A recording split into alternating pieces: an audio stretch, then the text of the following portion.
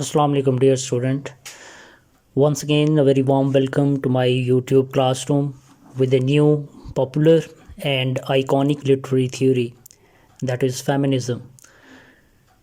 Feminism is a literary movement that started to develop before 1960s when the women got awareness and loud voice enough to propagate about their rights related to equal opportunities in all walks of life, like education, politics, and jobs in various public and private sectors. Okay, what is feminism in simple words? Feminist theory actually explores gender inequality, aiming to understand its roots and nature. In sociology, feminism is a key conflict theory which argues that society is in continuous conflict due to inequalities between men and women.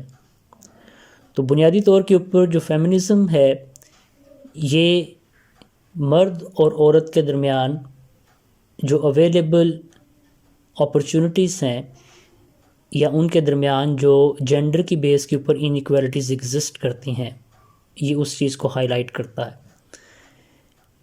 It actually started before the 1960s with major literary works such as Mary Wollstonecraft, A Vindication of Rights of Women. ये एक बड़ी popular book है Mary वॉलस्टोनक्राफ्ट की. और Mary वॉलस्टोनक्राफ्ट जो है इसे आप मदर ऑफ फेमिनिज़म के तौर के ऊपर भी जानते हैं क्योंकि इसकी जो बुक है ये एक ग्राउंड ब्रेकिंग बुक मानी जाती है फेमिनिज़म के हवाले से. इसके अलावा ओलिव श्राइनर की बुक है वुमेन एंड लेबर. फिर आयरिश नावलिस्ट हैं वर्जीनिया वुल्फ, उनकी बुक है अ रूम ऑफ वन्स ओन. ठीक है. फिर इसके अलावा एक फ्रेंच फ़िलासफ़र हैं फेमिनिस्ट हैं सिमोन डी बोवा. इनकी एक बहुत फेमस बहुत प्रोमिनेंट बुक है द सेकंड सेक्स. ये उर्दू में ट्रांसलेशन के अंदर भी है औरत क्या है के नाम से. ये जो तीन बुक्स हैं या तीन ये जो राइटर्स हैं ये फाउंडेशनल राइटर हैं इस थ्योरी के हवाले से. मैं इनके नाम दोबारा से रिपीट कर देता हूँ. मैरी वॉलस्टोनक्राफ्ट है, ठीक है, इनकी बुक है a vindication of the rights of women. फिर हम ओलिव श्राइनर जो है इनकी बुक को देखते हैं वुमेन एंड लेबर. फिर Virginia Woolf a room of one's own. फिर सिमोन डी बोवा हैं इनकी बुक द सेकंड सेक्स.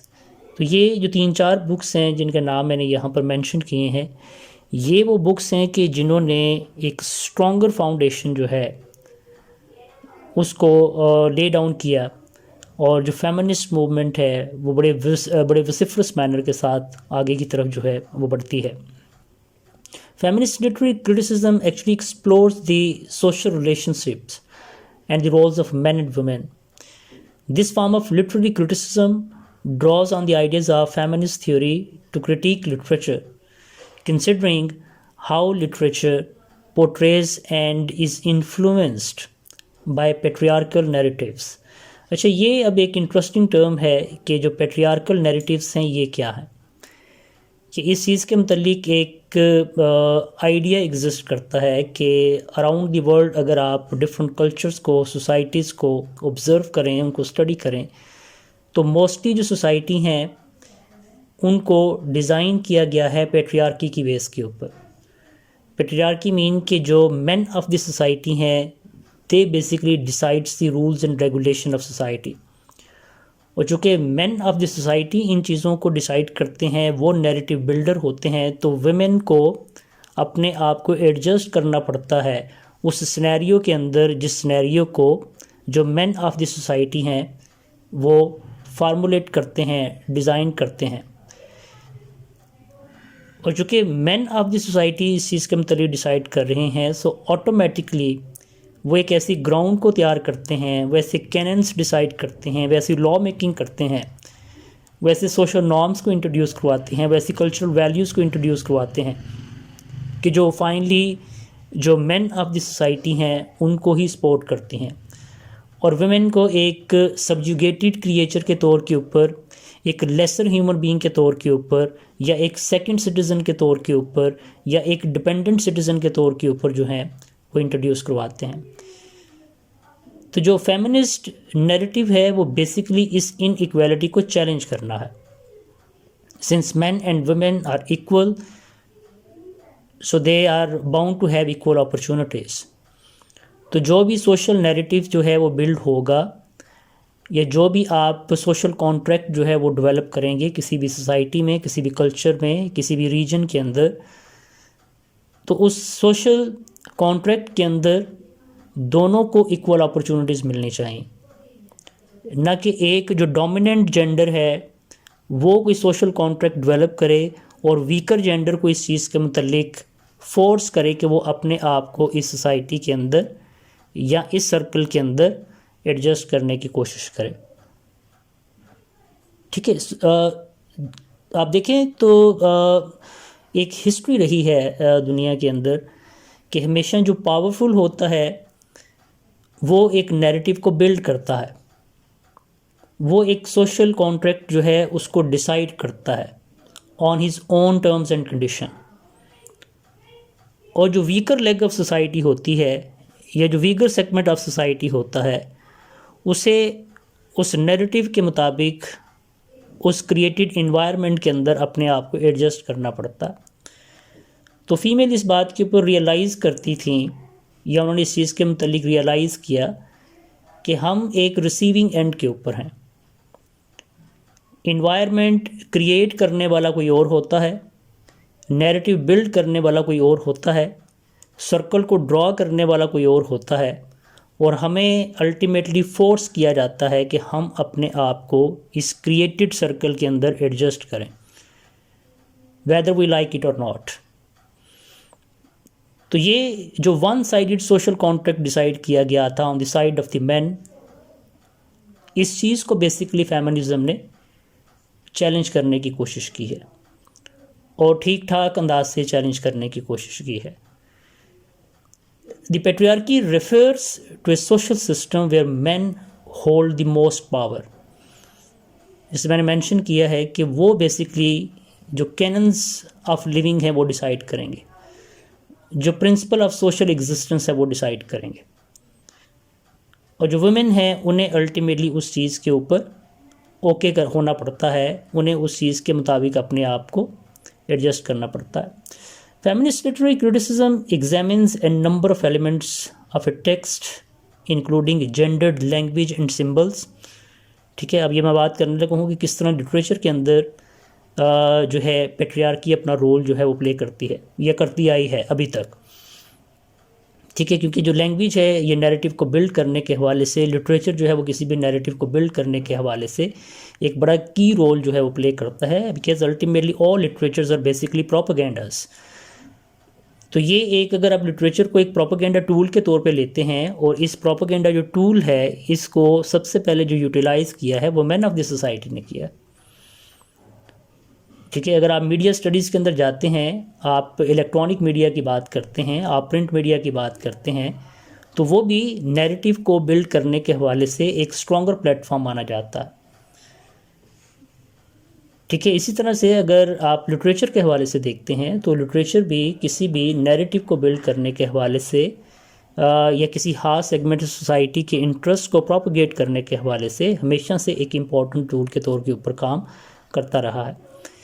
ठीक है, तो सबसे पहली चीज़ जो है जिसको हम डिस्कस करते हैं लिटरेचर में वो हम ये चीज़ देखते हैं, जेंडर्ड लैंग्वेज एंड सिंबल, कि किस तरह लिटरेचर के अंदर जो लैंग्वेज यूज़ की गई वो जेंडर स्पेसिफिक थी, या एक ऐसी लैंग्वेज जिसकी बेस के ऊपर एक ख़ास जेंडर जो है उसको ज़्यादा प्रोमिनेंट किया जाता था, हाईलाइट किया जाता था, और जो दूसरी जेंडर होती थी उसे सबमिसिव शो किया जाता था या उसे डिपेंडेंट शो किया जाता था।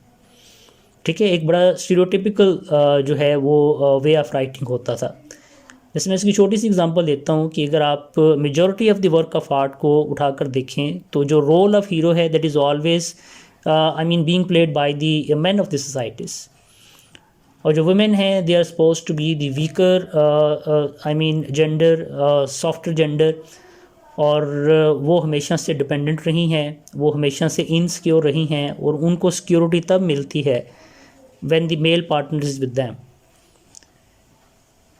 इसी तरह से डिफरेंट जो सिंबल्स हैं उनको भी लिटरेचर में इस अंदाज से यूज़ किया जाता है कि जिसकी बेस के ऊपर वो सिंबल्स एक ख़ास पर्टिकुलर जेंडर जो होती है उसको ज़्यादा प्रोमिनेंस देती हैं, और जो दूसरी जेंडर होगी या सबमिसिव जेंडर होगी उसे एक सेकेंडरी रोल के तौर के ऊपर रिड्यूस करती हैं। दूसरी चीज़ जो है स्टीरियोटिपिकल और unconventional portrayals of female characters.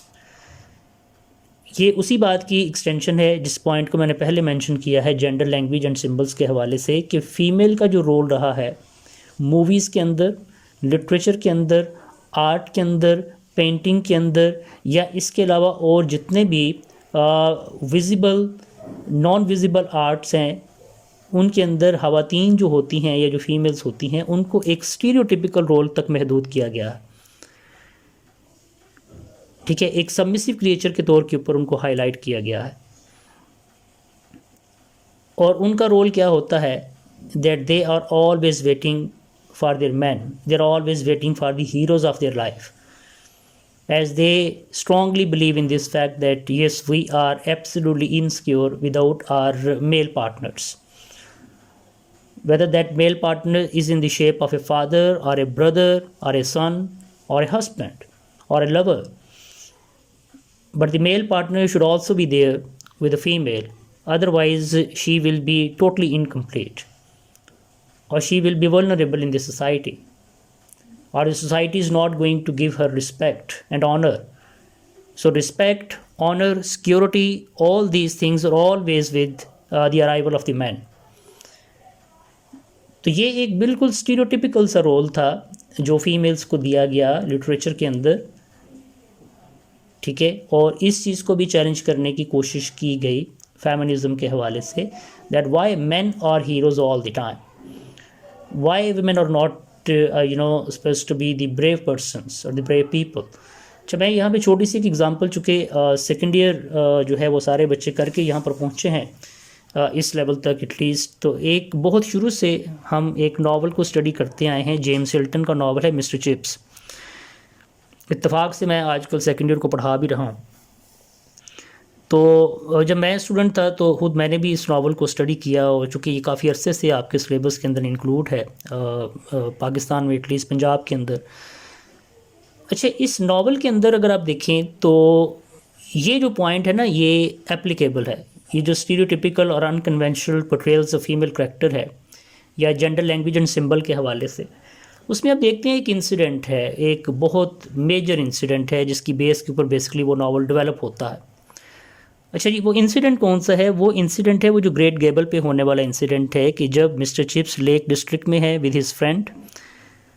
ठीक है, और एक दिन क्या होता है कि वो विज़िट पे थे ग्रेट गेबल, जो कि एक माउंटेन है बेसिकली। वो देखते हैं कि टॉप पे एक फ़ीमेल जो है, एक यंग गर्ल जो है, शी इज़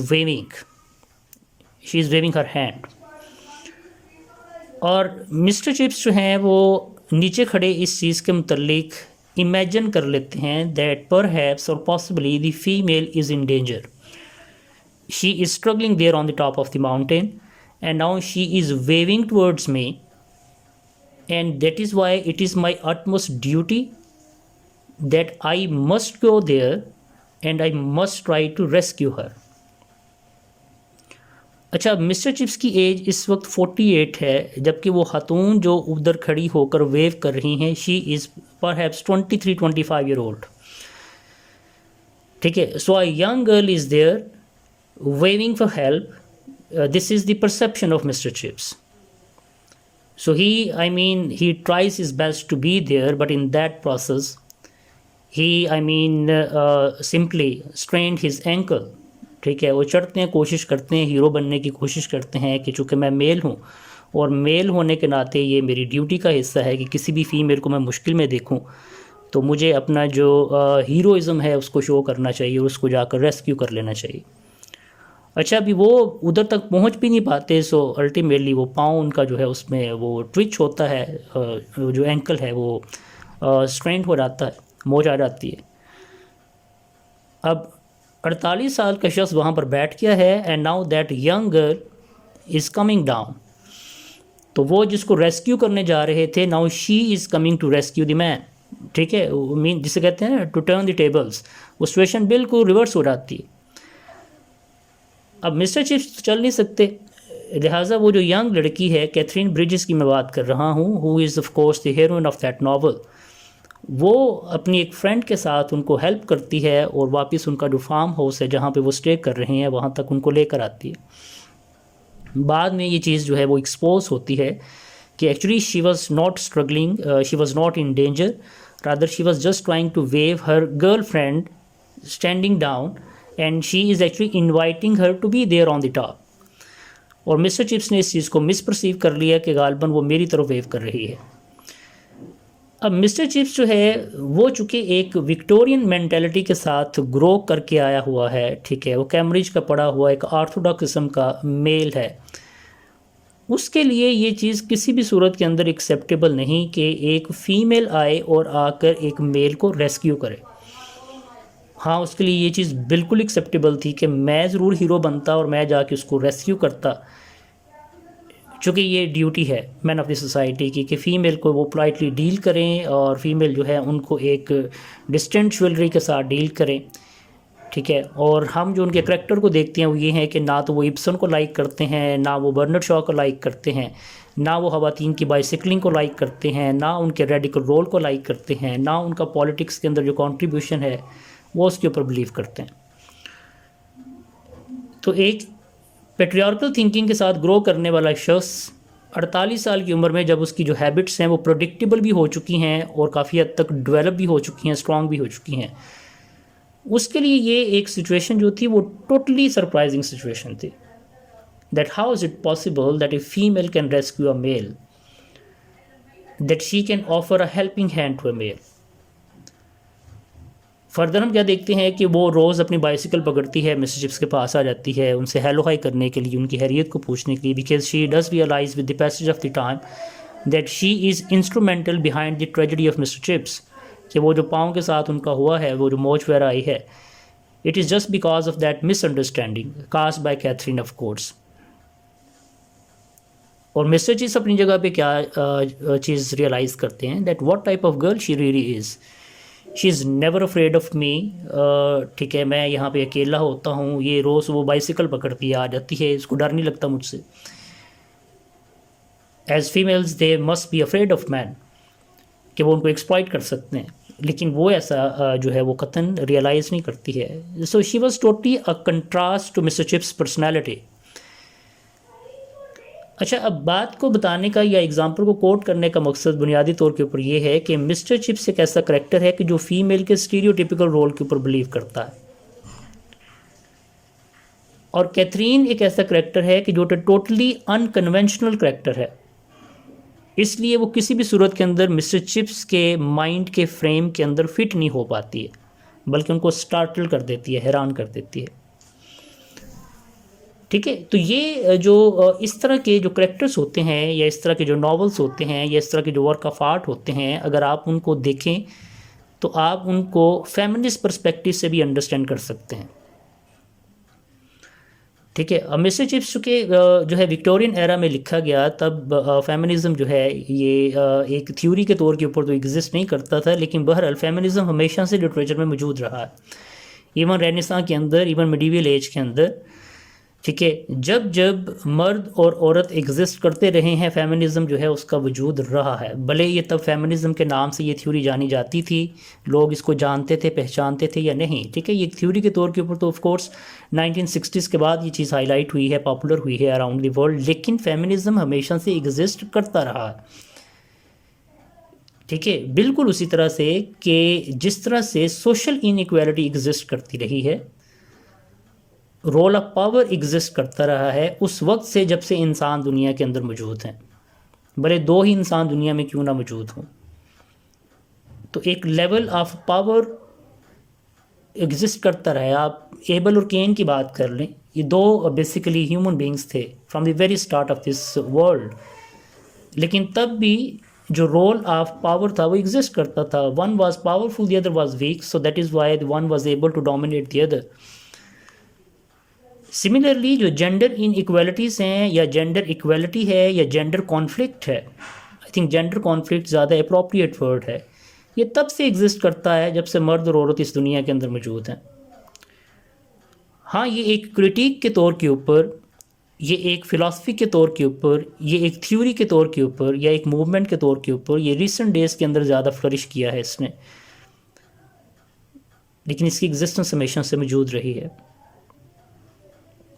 ठीक है, तीसरा पॉइंट इसके हवाले से ये होगा that how the gender of a reader और writer of course can affect their response to a text. कि जब एक राइटर किसी वर्क ऑफ आर्ट को क्रिएट करता है, many things depend on his gender और हिज सोशल ग्रूमिंग, कि वो किसी टेक्स्ट को किस अंदाज से लिखता है या उसको हाईलाइट करने की कोशिश करता है। तो सिमिलरली एक रीडर जो होता है उसकी जेंडर के ऊपर भी ये चीज़ें डिपेंड करती हैं कि वो किस तरह से किसी भी टेक्स्ट जो है उसके अंदर मौजूद जो जेंडर रिस्पॉन्स है, ये जो जेंडर रोल है, उसे कैसे एनालाइज करता है। ठीक है, कल हमने जो थ्योरी को डिस्कस किया न्यू हिस्टोरिसिज्म को, उसके अंदर भी हमने इस चीज़ को देखा था कि किसी भी रीडर का जो रिस्पॉन्स होता है वो उसके कल्चर के मुताबिक होता है, उसके रीजन के मुताबिक होता है। टेक्स्ट कभी भी यूनिवर्सल नहीं होती, बल्कि ये रीजनल होती है, ये आई मीन कल्चरल स्पेसिफिक होती है, राइटर के पर्सपेक्टिव से भी और रीडर के पर्सपेक्टिव से भी। सिमिलरली जब आप किसी वर्क ऑफ आर्ट को स्टडी करते हैं एज ए रीडर, तो आप अपनी कल्चरल वैल्यूज़ के मुताबिक उसको एनालाइज कर रहे होते हैं, देख रहे होते हैं। ये चीज़ें जो हैं ये कॉन्शियसली और अनकॉन्शियसली हर रीडर के माइंड के अंदर चल रही होती हैं। ठीक है, हम किसी भी वर्क ऑफ आर्ट को जब स्टडी करते हैं तो उसके अंदर जो जेंडर रोल्स होंगे, हम उन जेंडर रोल्स को देखने की, अंडरस्टैंड करने की कोशिश करेंगे अपनी जो ग्रूमिंग है उसके मुताबिक, अपनी कल्चरल वैल्यूज़ के मुताबिक। एक बिल्कुल जेन्युइन न्यूट्रल स्टडी ऑफ जो टेक्स्ट होती है, that is always a very difficult process actually, कि आप हमेशा अपनी सब्जेक्टिव ओपिनियन जो होती है उसको बीच में लेकर आते हैं। या जब आप किसी वर्क ऑफ आर्ट को स्टडी कर रहे होते हैं, आपकी जो सब्जेक्टिव ओपिनियन होती है वो पैरेलल साथ साथ चल रही होती है। ठीक है, so it is always there, और ये आपकी रीडिंग को किसी ना किसी तरह से इन्फ्लुएंस करने की कोशिश करती है। हमें इस बात को एक्नॉलेज करना पड़ेगा बहरहाल। So this form of criticism also acknowledges how traditional literature and its production has been shaped by men. So in response to the patriarchal tradition of literature, feminist literary criticism highlights older, forgotten texts by female writers and re-examines classic text by male writers with feminist perspective. ये दो चीज़ें हैं। ठीक है, एक तो ये कि बहुत से ऐसे वर्क ऑफ आर्ट हैं जो लिखे गए on the part of the females, लेकिन वो पब्लिश ना हो सके, एनोनिमस रहे, क्योंकि एक ऐसा वक्त रहा है कि जब फीमेल राइटर्स जो थी उनको किसी भी सूरत के अंदर सोसाइटी एक्सेप्ट नहीं करती थी, पब्लिशर भी एक्सेप्ट नहीं करते थे। आप देखिए, जॉर्ज एलियट विक्टोरियन एरा में लिखती रही, लेकिन वो अपने पेन नेम के साथ लिखती रही, और पेन नेम उसने एक ऐसा अज्यूम किया जो कि बेसिकली मेल से रिलेटेड था। जॉर्ज एलियट, वैसे तो उसका नाम मैरी एन इवांस था। सिमिलरली आप जेन ऑस्टन को देखें, इस वेरी प्रोमिनेंट नॉवलिस्ट बेसिकली, लेकिन उसके जितने भी नावल हैं वो पोस्ट्यूमसली पब्लिश हुए हैं। तो फेमिनिस्ट पर्सपेक्टिव में हम किसी भी टेक्स्ट को दोबारा से री एग्जामिन करते हैं जो अभी तक लोग उनको इग्नोर कर चुके, भूल चुके, या फिर वो वक्त की धूल के अंदर दब चुके। या फिर ऐसा भी हुआ है कि बहुत से मेल राइटर हैं कि जिन्होंने फेमिनिस्ट पर्सपेक्टिव से चीज़ों को देखा है या अंडरस्टैंड किया है या लिखने की कोशिश की है। तो ऐसे मेल राइटर्स जिनका पर्सपेक्टिव फेमिनिस्ट था, हम उसे भी दोबारा से हाईलाइट करने की या देखने की कोशिश करते हैं। तो ये तमाम चीज़ें जो हैं ये फेमिनिज़म के अंदर जो हैं वो मौजूद हैं, और ये इस स्टडी को बहुत इंटरेस्टिंग स्टडी बना देती हैं। ऊपर हमने 3 पॉइंट जो हैं उनको हमने डिस्कस किया, जेंडर, लैंग्वेज एंड सिम्बल्स, फिर स्टीरियोटिपिकल और the unconventional portrayals of female characters, ठीक है, जिसमें मैंने आपको कैथरीन ब्रिजेस की एग्जांपल दी। ठीक है, फिर हमने फर्दर तीसरा पॉइंट ये देखा that how the gender of reader can effect the response to a text, कि किसी भी पर्टिकुलर टेक्स्ट की तरफ जो रीडर का रिस्पॉन्स है वो किस तरह से जेंडर स्पेसिफिक हो सकता है। ठीक है, फर्दर नीचे की तरफ हम आए हैं तो हमने मज़ीद ये चीज़ देखी है कि किस तरह से जो ओल्डर फॉरगॉटन टेक्स्ट हैं जिनका आई मीन जो पर्सपेक्टिव था वो फेमिनिस्ट था, उनको दोबारा से रिजुविनेट किया गया या दोबारा से हाईलाइट किया गया, या ऐसे मेल राइटर्स जो कि फेमिनिस्ट पर्सपेक्टिव से लिखते रहे उन मेल राइटर्स को दोबारा से कैसे डिग आउट किया गया और उनको स्ट्रीम लाइन जो है मेन स्ट्रीम लिटरेचर के अंदर इंट्रोड्यूस करवाया गया। नेक्स्ट हम अपनी स्टडी के अंदर जो है वेव्स ऑफ फेमिनिज़म के मुतालिक बात करेंगे और हम देखेंगे कि किस तरह से जो फीमेल्स थी उन्होंने स्ट्रगल किया है, कोशिश की है, जद्दोजहद की है अपने राइट्स के लिए। ठीक है, अपनी एग्जिस्टेंस को मनवाने के हवाले से। तो हम देखते हैं कि there were more than one waves of feminism, और ये स्टेप बाय स्टेप जो है आगे की तरफ चीज़ें बढ़ती हैं और स्टेप बाय स्टेप जो हैं वो अपने जो राइट्स हैं उनको जो है वो हासिल किया गया है। ठीक है, so there are different waves, first wave, second wave, third wave and fourth wave, और स्टेप बाय स्टेप डिफरेंट चीज़ों को किस तरह से जो है अटेन किया गया उसके मुतालिक जो है वो हम बात करेंगे। अच्छा, यहाँ पे मैं दोबारा से इस बात को रीट्रेट कर दूँ कि नो डाउट कि फेमिनिस्ट एक थ्योरी के तौर के ऊपर तो I mean recent days phenomena है, ये बहुत पुरानी बात नहीं है, लेकिन फेमिनिज्म जिसे मैं ऊपर मेंशन करके आया हूँ कि ये हमेशा से एग्जिस्ट करता रहा है। आप रेनेसां में जाएं, मिडीवल एज में देखें, there is a prominent writer, prominent poet Geoffrey Chaucer. तो जेफरी चॉसर अपनी कैंटरबरी टेल्स के अंदर एक कैरेक्टर को इंट्रोड्यूस करवाते हैं, द वाइफ ऑफ बाथ। अब वो जो द वाइफ ऑफ बाथ है उसमें जो करेक्टर है वाइफ का जो कि बेसिकली उसका नाम एलिसन है। Now she is entirely independent female, she is having her own business, वो टेक्सटाइल से रिलेटेड कोई काम करती है and she is a weaver and a very prominent weaver के जिसके हाथ का बुना हुआ कपड़ा जो है तब यूरोप के अंदर मुख्तलिफ कंट्रीज़ के अंदर जो है वो एक्सपोर्ट भी होता था। So that is why, I mean, she never really cared about her men partner. She got married for more than one time and she was unable to adjust herself with any man. तो ये एक interesting character है जिसको आप feminist perspective से देख सकते हैं। She was a strong-willed woman who subverts the traditional expectations of femininity. कि आप उससे जिस तरह की उसकी पर्सनैलिटी है या जिस तरह से जेफरी चॉसर ने उसको पोर्ट्रे करने की कोशिश की है, she was totally unconventional female. ख़ासतौर पे अगर आप इसको मिडीवल पर्सपेक्टिव में देखते हैं या मिडीवल मोरालिटी के हवाले से देखते हैं या उस वक्त की कल्चरल नॉर्म्स के मुताबिक देखते हैं, when females were highly dependent upon their male partners, when they were not having any economic freedom, तो उस एज के अंदर भी एक ऐसी फ़ीमेल जिसके पास अपनी इकनॉमिक फ्रीडम है या फाइनेंशियल फ्रीडम है या वो फाइनेंशियली किसी दूसरे मेल पार्टनर पे डिपेंडेंट नहीं है, तो वो किस तरह से किसी भी आई मीन जो मेल होगा उसको अपनी टर्म्स और कंडीशंस के मुताबिक जो है वो डील करेगी। तो फेमिनिज़म हमेशा से एग्जिस्ट करता रहा, इसके ऊपर काफ़ी बात हो चुकी है। ठीक है, तो बहरहाल फिर भी हम देखते हैं कि जो फर्स्ट वेव ऑफ फेमिनिज़म है ये किस तरह से डेवलप हुई और इसके अंदर जो फीमेल्स थी उन्होंने किन चीज़ों को अचीव किया। ठीक है, फिर हम सेकंड वेव की तरफ और थर्ड वेव की तरफ और फिर फाइनली फोर्थ वेव की तरफ भी मूव ऑन करते हैं। Okay, if we talk about the first wave of feminism, the first wave of feminism is the earliest stage of feminist literary criticism, acting as the foundation for the feminist literary theory. Okay, this school of thought centered on the treatment of women by men, कि किस तरह से मर्द औरत को control करता रहा, highlighting the stereotypical presentation of women by male authors, और किस तरह से जो मेल ऑथर्स थे वो फीमेल को हमेशा रिड्यूस करते रहे एक ऐसे लेवल के ऊपर कि जो बिल्कुल उनका कन्वेंशनल या स्टीरियोटिपिकल करैक्टर हुआ करता था या रोल हुआ करता था।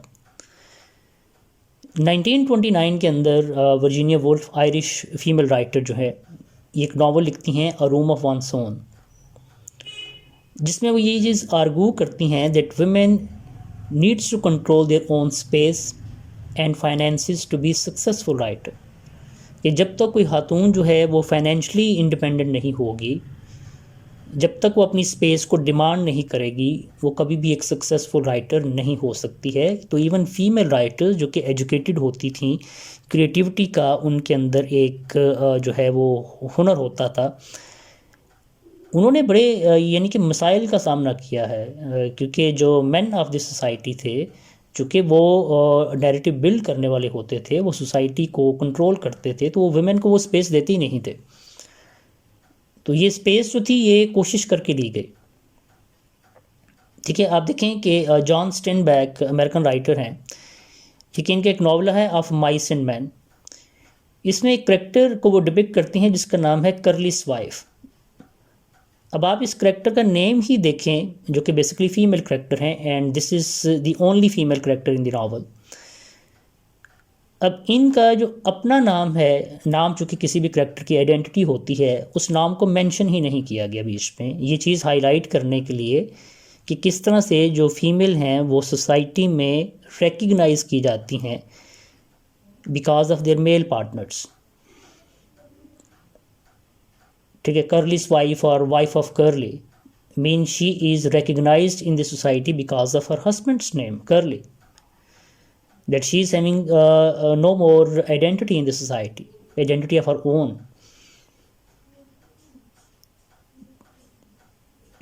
तो ये ऐसी चीज़ें हैं जिनकी बेस के ऊपर जो फीमेल्स थी उनको रिड्यूस किया जाता था या मार्जिनलाइज किया जाता था, और इसी चीज़ को जॉन स्टेनबैक जो है वो हाईलाइट जो है वो बीच में किया है इस नावल के, कि जो choice of the names of character रही है वो इस तरह से रही है कि आप जो फीमेल की आइडेंटिटी है आप उसको सबड्यूड कर दें।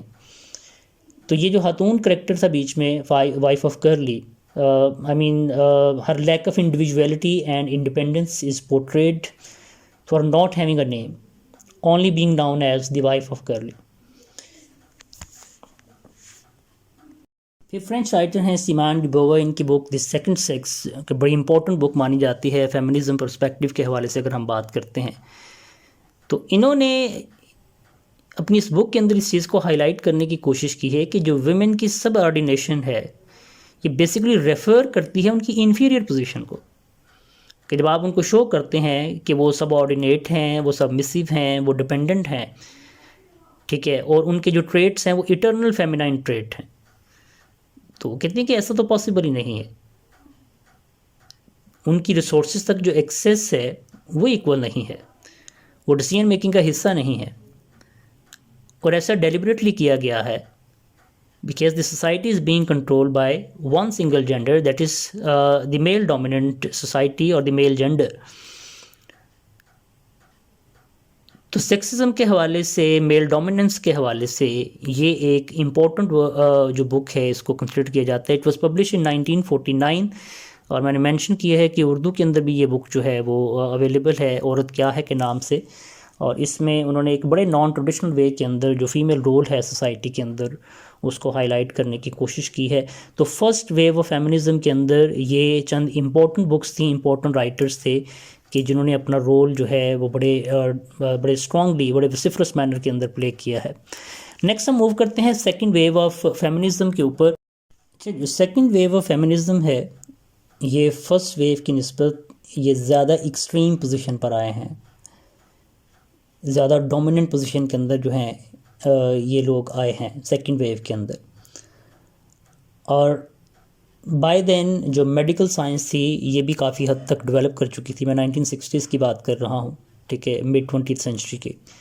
तो मेडिकल साइंस जो कि काफ़ी ज़्यादा जो थी वो ग्रो कर चुकी थी, डेवलप कर चुकी थी। तो इस एज के अंदर ख़ास तौर के ऊपर जो फीमेल थी they started to get greater control on their bodies, और वो जो टिपिकल रोल था, आई मीन एक मदर का रोल है या एक डोमेस्टिक वाइफ का, हाउस वाइफ का जो एक रोल है, या औरत जो है उसका काम बच्चों को पैदा करना होता है, यानी कि ये जो स्टीरियोटिपिकल रोल थे इनको चैलेंज किया गया।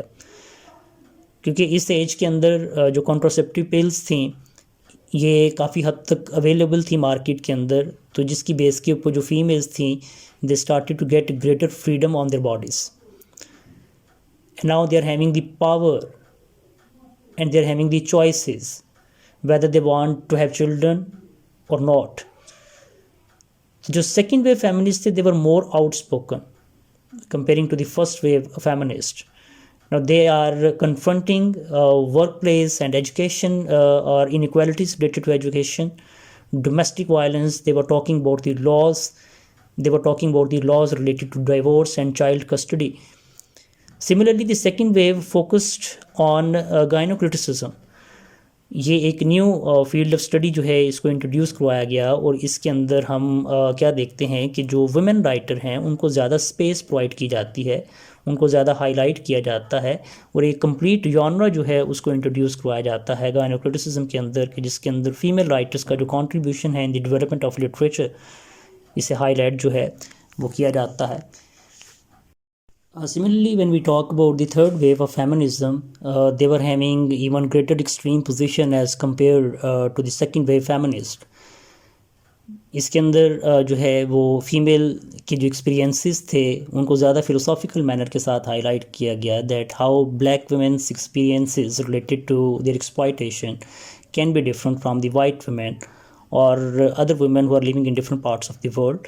तो ये हाईलाइट किया गया कि दुनिया के डिफरेंट रीजन में रहने वाली जो फीमेल्स होती हैं उनके जो इश्यूज़ होते हैं, उनका जो लेवल ऑफ एक्सप्लॉयटेशन होता है, ठीक है, उनकी जो सोशल एक्सपोजिशन होती है, उनको जो अवेलेबल अपॉर्चुनिटीज़ होती हैं वो वेरिएबल हैं और दुनिया के हर रीजन के अंदर रहने वाली औरत के जो मसाइल हैं वो डिफरेंट हैं किसी भी दूसरी औरत की निस्बत जो कि किसी दूसरे रीजन से बिलोंग करती है. तो इसने एक वाइडर जो पर्सपेक्टिव है उसको हाईलाइट किया, यानी ने इस वे में हम जो फेमिनिज्म का स्कोप है वो ज़्यादा ब्रॉडन होता हुआ देखते हैं, ज़्यादा यूनिवर्सल होता हुआ देखते हैं.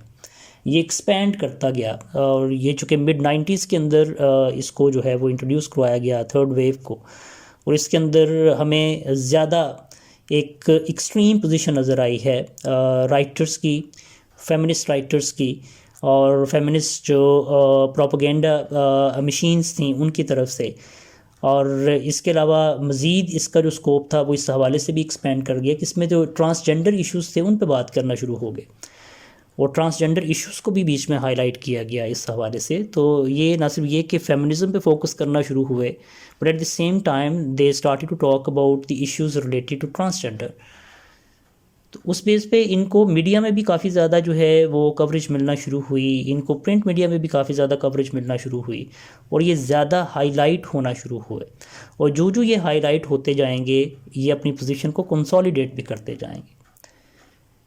So they started to emphasize upon gender and sex when examining the treatment and the portrayal of women in literature. Issues such as race, sexuality, and class were brought to the forefront of the third wave of feminist literary criticism.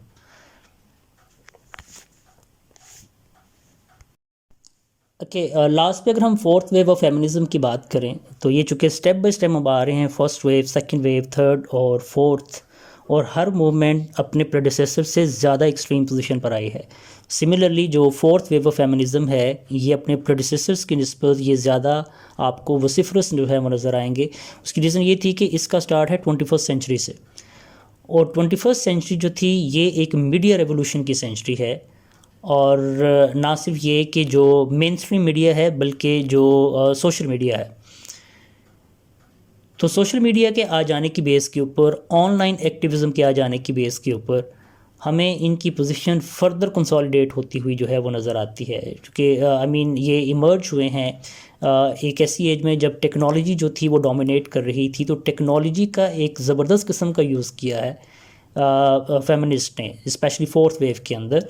और technology एक बेहतरीन tool के तौर के ऊपर utilise किया गया, एक बेहतरीन प्लेटफॉर्म के तौर के ऊपर यूटिलाइज़ किया गया, एक ज़बरदस्त किस्म के प्रोपेगेंडा मशीन के तौर पे उसको यूज़ किया गया अपने इश्यूज़ को फर्दर जो है वो हाईलाइट करने के हवाले से. तो मीडिया के अंदर जो फ़ीमेल की रिप्रेजेंटेशन थी वो भी आप देखते हैं कि माजी की निस्बत बहुत ज़्यादा हुई, और चूँकि मीडिया में फ़ीमेल जो हैं वो डोमिनेट कर रही हैं, so that is why now they are of course in a position to voice the unvoiced. They are highlighting the issues of females quite strongly as compared to their predecessors.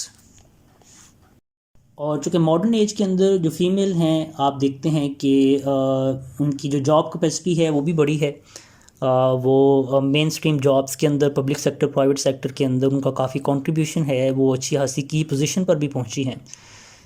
तो उसके साथ ही एक जो work place harassment है वो issue भी highlight हुआ कि जो फीमेल्स हैं they are not secure at their workplace or they are being harassed by the male colleagues or the male partners or the co-workers। तो चूँकि मीडिया के अंदर काफ़ी ज़्यादा इन्फ्लुएंस था फीमेल का, so they started to propagate these issues. तो harassment के हवाले से, फिज़िकल आई मीन एक्सप्लॉयटेशन के हवाले से जो इश्यूज़ डेवलप हुए उनको काफ़ी ज़्यादा जो है वो हाईलाइट किया गया। आपने सुना है, पढ़ा है, देखा है, ट्विटर जो कि एक इम्पॉर्टेंट सोशल मीडिया प्लेटफॉर्म है, वहाँ पे मी टू की एक जो है ना वो ट्रेंड चला था, वो अभी भी उसके टॉप ट्रेंड्स के अंदर वो चीज़ एग्जिस्ट करती है। तो ये अमेरिका से स्टार्ट हुआ, then it started to dominate the world, और ये देखते ही देखे जो है ना ये एक टॉप ट्रेंड के तौर के ऊपर सामने आया हैशटैग मी टू का।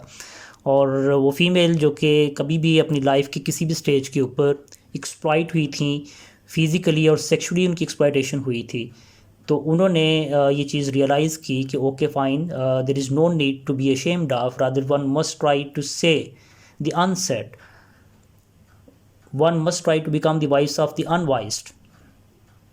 So why not to tell the world, yes, we were also exploited, we were also seduced।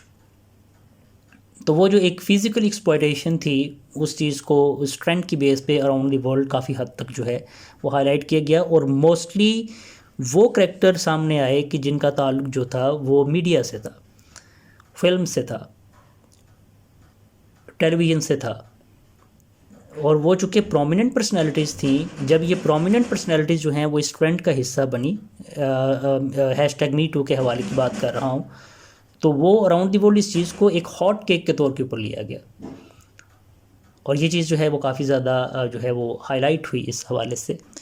लेकिन इसके साथ एक इंटरेस्टिंग काम ये भी हुआ कि एक राइटर थे, फिक्शन नॉवलिस्ट थे, लुई ओनाइल, वो ये कहते हैं कि ये जो इस वक्त एक वेव चल पड़ी है फीमेल के हवाले से, फेमिनिज़म के हवाले से, ठीक है, यानी कि एक बड़ी इंटरेस्टिंग चीज़ जो ओनाइल हाईलाइट करने की कोशिश करते हैं, वो कहते हैं कि ये जो आप फीमेल फ्रीडम की बात कर रहे हैं, ये एक्चुअली ये फ्रीडम है नहीं, rather it is a kind of hoax. Once again, these waves or all these theories, they are being controlled by the men of the society। कि उन्होंने जो स्टैंडर्ड ऑफ ब्यूटी हैं उनको सेक्सुअलाइज किया है, and they are actually controlling the women, and this is not the independence of the female, this is not the freedom of the female, rather they are being curtailed। Because once again, the author behind all these activities, these feminist activities, they are the men of the society। तो ये एक नया narrative है ओनाइल की तरफ से। बहरहाल ये एक डिबेटेबल मैटर है, लेकिन इस चीज़ को आप डिनाई नहीं कर सकते हैं कि रिसेंट पास्ट के अंदर जो फीमेल हैं they have been able to become quite vociferous as far as their rights are concerned। You can't really deny this fact। Okay जी, इस लेक्चर को अब रैप अप करने की तरफ हम जाते हैं, और लास्ट पॉइंट हम देखते हैं feminism and major literary works. इसका ऊपर जिक्र हो गया वर्जीनिया वुल्फ का रूम ऑफ वंस ओन, उसकी बात मैंने की। Simone de Beauvoir the second sex के हवाले से मैंने बात की। इस बुक के अंदर वो एक बड़ी इंपॉर्टेंट बात लिखती हैं, सिमोन डी बोवा की बात करता हूँ। It's a very famous saying on her part that one is not born but rather becomes a women. यानी कि औरत कभी पैदा नहीं होती है, बल्कि औरत की जो आइडेंटिटी होती है उसको कंस्ट्रक्ट किया जाता है, ठीक है, कि औरत होती नहीं, उसको औरत बनाया जाता है, सोसाइटी बनाती है, और पैट्रियार्कल सोसाइटी बनाती है, वो उसके रोल को डिसाइड करती है, वो उसकी लिमिटेशन को, डिलिमिटेशंस को डिसाइड करती है। तो इस चीज़ को बेसिकली चैलेंज करने की कोशिश की गई, ठीक है, कि हम खुद अपनी डेस्टिनी को डिसाइड करेंगे। We need to be the author of our own destiny। There is no need for other people to decide for our fate। तो वो फर्दर लिखती हैं, her wings are cut and then is blamed for not knowing how to fly। कि औरत जो है इसको cartel कर दिया जाता है, उसके पर काट दिए जाते हैं, और फिर उसी को ब्लेम किया जाता है that she does not know how to fly. तो इस माइंडसेट को चेंज करने की बेसिकली जो है वो ज़रूरत है। 2014 में एक इम्पॉर्टेंट बुक लिखी गई, men explain things to me. ये रेबिका सॉलिट की बुक है, एसेस का कलेक्शन है इस बुक के अंदर, जिसके अंदर शी इज़ टॉकिंग अबाउट मिज़ोजिनी जो कि दुनिया के डिफरेंट कल्चर्स के अंदर एग्जिस्ट करती है। फिर वो माइक्रो एग्रेशन के ऊपर बात करती हैं, लीगल सिस्टम की लिमिटेशन की बात करती हैं, which is of course unable to punish the crime of rape. और फर्दर सेक्सिज्म जो है वो किस तरह से परपेचुएट होता है सोसाइटी के अंदर, और किस तरह से जो लीगल सिस्टम है that is totally unable to eliminate it. ये काफ़ी डिटेल के साथ इस बुक के अंदर जो है वो डिस्कशन की गई है। Last but not the least, the secret history of wonder woman. ये जिल लिपॉर की बुक है।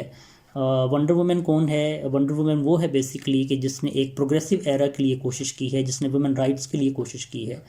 So all the females who have worked for the rights of the female, they are Wonder Women for Jill Lepore। तो ये कुछ important work हैं sociology से related, law से रिलेटेड, लिटरेचर से रिलेटेड, जिसके अंदर फीमेल इश्यूज़ को हाईलाइट किया गया और फेमिनिज़म को एक थ्योरी के तौर के ऊपर प्रोपोगेट करने के अंदर इन बुक्स ने एक इम्पॉर्टेंट और की रोल जो है वो प्ले किया है। इसके अलावा बेशुमार लिटरेचर के अंदर ऐसी बुक्स हैं कि जो इस थ्योरी को अंडरस्टैंड करने के बाद आप उनके अंदर मौजूद जो फेमिनिस्ट पर्सपेक्टिव है आप उसको फाइंड आउट कर सकते हैं, आप उसको डिग आउट कर सकते हैं। Hopefully this lecture will be fruitful for all of you. अगर आप इसको सुनते हैं, आप इसको अंडरस्टैंड करते हैं, तो बहुत से वर्क ऑफ आर्ट जो कि आपके कोर्स वर्क का हिस्सा हैं, आप उनका जो फेमिनिस्ट पर्सपेक्टिव होगा आप उसको उस अंदाज से अंडरस्टैंड करने में सक्सेसफुल होंगे। ये एक बड़ी इंटरेस्टिंग गेम ऑफ स्टडी बन जाती है कि जब आप डिफरेंट थ्योरीज़ को अप्लाई करते हैं या किसी भी वर्क ऑफ आर्ट को किसी स्पेसिफिक थ्योरेटिकल फ्रेमवर्क में रख के आप उसको अंडरस्टैंड करने की कोशिश करते हैं, then the study itself become quite interesting. ठीक है। और कल जब हम पढ़ रहे थे न्यू हिस्टोरिसिज्म, तो हमने कहा था कि मॉडर्न एज स्टडी जो है वो ट्रांसडिसिप्लिन स्टडी है। ठीक है, वो इंटरडिसिप्लिन स्टडी है और आप किसी भी चीज़ को आइसोलेशन में अंडरस्टैंड नहीं कर सकते या आप डिसिप्लिन स्पेसिफिक होकर अंडरस्टैंड नहीं कर सकते। सिमिलरली जब आप किसी वर्क ऑफ आर्ट को एक थ्योरेटिकल पर्सपेक्टिव में रखते हैं, आप उसको फेमिनिज्म के पर्सपेक्टिव से अंडरस्टैंड करने की कोशिश करते हैं, then study of course becomes quite interesting. With this we come to the end of our lecture. Thank you very much once again. inshallah further जो है वो न्यू जो theories हैं, जो remaining theories हैं especially fourth semester से related, उनके ऊपर मज़ीद लेक्चर के साथ जो है हम बात करेंगे। meanwhile अल्लाह हाफिज़।